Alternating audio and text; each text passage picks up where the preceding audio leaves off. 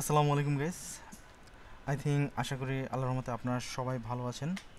তো আজকের ভিডিওটি মূলত হচ্ছে আমি আমার পরিচয় হয়তো অনেকেই জানেন বা হয়তো অনেকেই জানেন না। তো এই ভিডিওটি আজকে আপনারা যারা দেখতেছেন, তো মূলত হচ্ছে তারা যারা দেখতেছেন তারা হচ্ছে জব নিয়ে প্রিপারেশন নিতেছেন জবের জন্য, অথবা হচ্ছে জব করতেছেন। এখন যারা কম্পিউটার সায়েন্স নিয়ে লেখাপড়া করেছেন, তো তারা হয়তো অনেকেই ওয়েব ডেভেলপমেন্ট এবং সফটওয়্যার ডেভেলপমেন্ট নিয়ে কাজ করতে চান বা কাজ করতেছেন অনেকেই। তো আজকে মূলত আমি ভিডিওতে যে বিষয়গুলো শেয়ার করব সেটা হচ্ছে রিয়েল লাইফের জব ফিল্ডে আপনাদের যে যে এক্সপিরিয়েন্সগুলো প্রয়োজন, একটা ক্লায়েন্ট আপনাকে ইনস্ট্রাকশন দিবে সেই অনুযায়ী আপনি আপনার আউটপুট দিবেন বা আপনি ইনপুট দেওয়ার পরে আউটপুট যেটা বের হবে।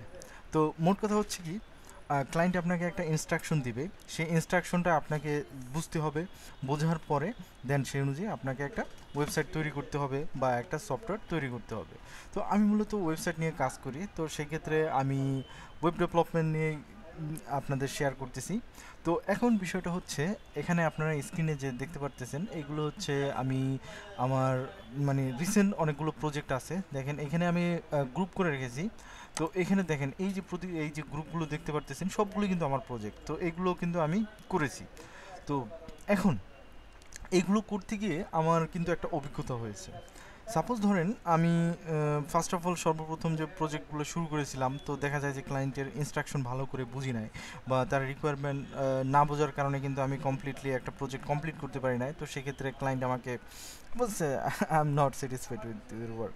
তো এরকম অনেক রিভিউ এসেছে। তবে আলহামদুলিল্লাহ একটা বিষয় আমি বলতে পারি, তো আমি যে কটা প্রজেক্ট কমপ্লিট করেছি তো সবগুলোই হচ্ছে 5 স্টার পেয়েছি। তো সেক্ষেত্রে একটা কনফিডেন্স থাকতেই পারে বা বলতেই পারি যে একটা কনফিডেন্ট আছে। তো যাই হোক, এখন আপনাদের একটা প্রজেক্ট দেখাই। তো প্রজেক্টটা দেখলে হয়তো আপনারা বিষয়টা ক্লিয়ার হবেন। এবং বিষয়গুলো খুবই সিম্পল, বাট বিষয়টা হচ্ছে আপনাকে আগে ক্লায়েন্টের ইনস্ট্রাকশনগুলো বুঝতে হবে। ক্লায়েন্টের ইনস্ট্রাকশন যদি আপনি বুঝেন তো সেক্ষেত্রে আর আপনার কোনো পেইন নেই, আপনি সব কিছু করতে পারবেন। আচ্ছা, তো রিসেন্ট আমি একটা প্রজেক্ট করেছি। তো ধরেন এই প্রজেক্টটা আমি রিসেন্ট করেছি, এটা হচ্ছে ইন্ডিয়ান একটা ক্লায়েন্ট। তো অফিসে যে বিষয়গুলো থাকে যে আমরা হচ্ছে আমাদের ফাইবারের মাধ্যমে আমরা মূলত প্রজেক্ট নিয়ে কাজ করে থাকি। তো সেক্ষেত্রে হচ্ছে আমাদের ফাইবারের মাধ্যমে যে ক্লায়েন্টের যে কনভারসেশনগুলো থাকে, সেই কনভারসেশনগুলোই আমাদের স্ক্রিনশট দেওয়া হয় এবং সেই অনুযায়ী আমরা ইনস্ট্রাকশন দেখে দেন তারপর হচ্ছে ক্লায়েন্টের সাথে আমরা মেসেজ করি। ওকে, আপনারা বুঝতে পারছেন। তো দেখেন এখানে হচ্ছে আমার একটা ক্লায়েন্ট, এগুলো হচ্ছে আমি যে কাজগুলো করেছি আর কি, যাক তার একটা শিট। তো আপনারা চাইলে দেখতে পারেন। তো এই প্রজেক্টটা ছিল আমার $600 একটা প্রজেক্ট। ওকে, তো এই প্রজেক্টটায় ক্লায়েন্ট আমাকে এখানে দেখেন এখানে একটা ডক ফাইল দিয়ে দিচ্ছে একটা ড্রাইভে। তো এই ফাইলটা এইখানে দেখেন এই যে ক্লায়েন্টের যে ওয়েবসাইটের যে রিকোয়ারমেন্ট যেটা ছিল, একটু আমরা রিকোয়ারমেন্টগুলো দেখি। দেখেন এখানে ক্লায়েন্ট কিন্তু আমাকে টোটালি সব কিছু বলে দিছে এবং সেই রিকোয়ারমেন্ট অনুযায়ী কিন্তু আমাকে কাজ করতে হয়েছে এবং কাজটি আমি কমপ্লিট করেছি। ওকে, তো দেখেন এইখানে হচ্ছে এটা হচ্ছে আমাদের প্রজেক্ট, মানে এটা হচ্ছে তার ওয়েবসাইটের যে টাইটেল থাকবে আর এটা হচ্ছে সাবটাইটেল। সরি, এটা জাস্ট প্রিমিয়াম ওয়েবসাইট ডেভেলপমেন্ট মানে এটা বলছে আর কি। তো মূলত হচ্ছে তার ওয়েবসাইটের এটা হচ্ছে ছিল টাইটেল। ওকে, অ্যান্ড এখানে আরও উনি হচ্ছে জাস্ট উনি ওনার প্রজেক্ট সম্পর্কে বা এখানে হচ্ছে আমাকে কীভাবে তৈরি করতে হবে সেই বিষয়টা নিয়ে একটু আলোচনা করেছে। দেন এরপর হচ্ছে কি রিকোয়ারমেন্ট, এইটা হচ্ছে তার রিকোয়ারমেন্ট। ওকে, এইখানে দেখেন সবগুলো হচ্ছে তার রিকোয়ারমেন্ট ছিল। দেখেন এখানে কি দেয়া আছে একটু দেখেন, ওয়েবসাইটটি কী হবে, ওয়েবসাইটের ডিজাইন অ্যান্ড ইউজার এক্সপিরিয়েন্স। তো সরি, একটু ভালো করে দেখেন।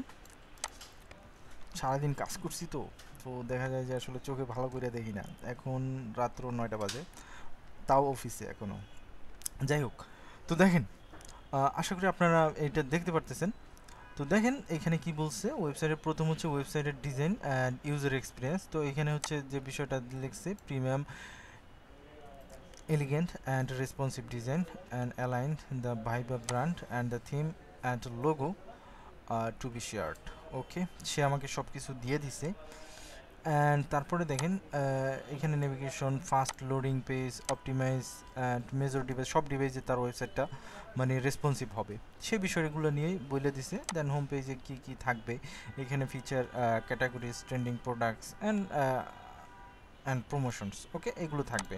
দেন তারপর হচ্ছে তার ক্যাটাগরি থাকবে, ফিল্টারের অপশন থাকবে, তারপর হচ্ছে তার স্যাম্পল 20টা প্রোডাক্ট আপলোড করে দিতে হবে।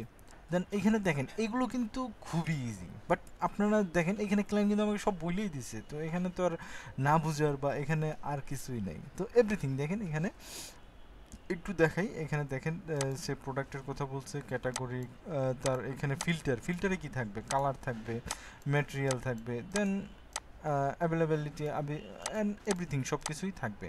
দেন is product page and include and title, আচ্ছা এই যে প্রোডাক্টে কী কী থাকবে, হাইলাইট ইমেজ, তারপর title, description, price, stock, availability, add cart and buy now option. Okay, দেখেন এখানে কিন্তু আমার কিন্তু সব দিয়েই দিছে। দেন অ্যাড টু অ্যাডমিন প্যানেলে দেখেন কী কী থাকবে, এইখানে হচ্ছে প্রোডাক্ট এডিট করার জন্য অপশন থাকবে, প্রাইজিং থাকবে, ক্যাটাগরি থাকবে, এরপরে হচ্ছে ক্যাটাগরি উইদাউট টেকনিক্যাল অ্যাসিস্ট্যান্স, মানে সব কিছু এভরিথিং এখানে থাকবে।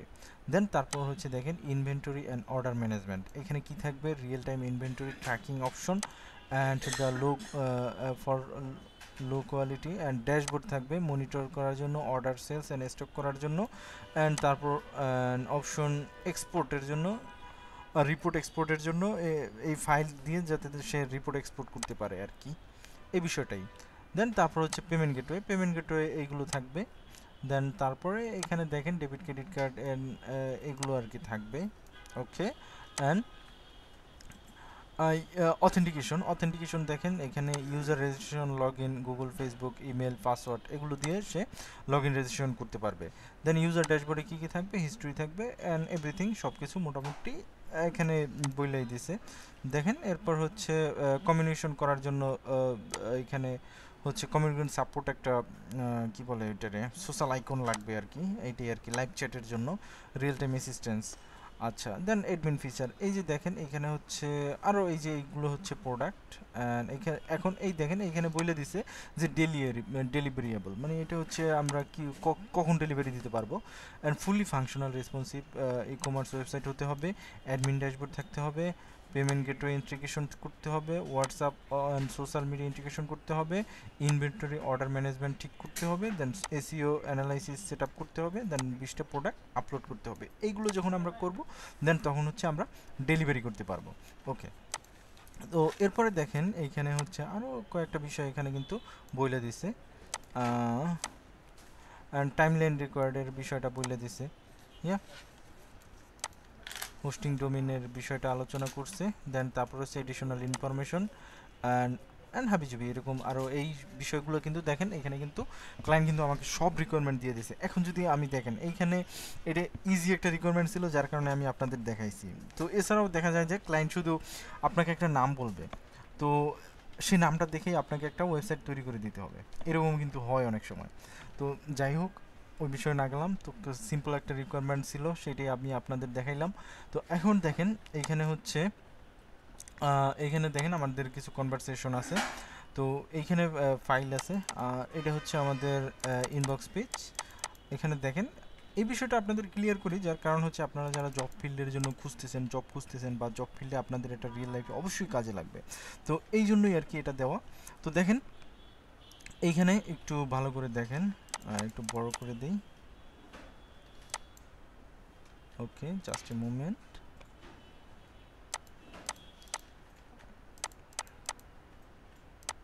ওকে,